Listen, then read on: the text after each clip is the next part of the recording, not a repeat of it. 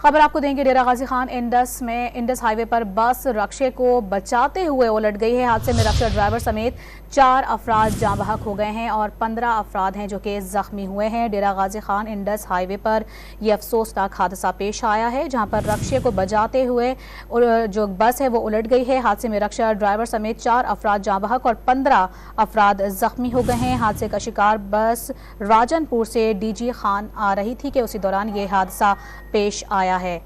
इसी पर बात करेंगे। डॉन न्यूज़ के नुमाइंदे सफदर महमूद हमारे साथ मौजूद हैं। सफदर, बताइएगा मजीद तफसीलात।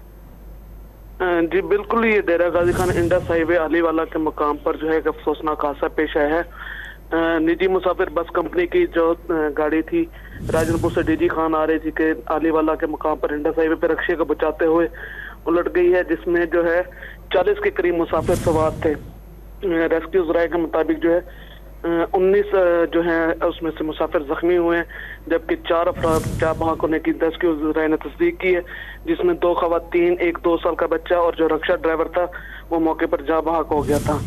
जो 19 मुसाफिर जख्मी हुए हैं उनको टीचिंग हॉस्पिटल डीजी खान में शिफ्ट किया जा रहा है। जी, जख्मी मुसाफिरों को अस्पताल मुंतकिल किया जा रहा है। तफसीलात बता रहे थे सफदर महमूद। बहुत शुक्रिया आपका।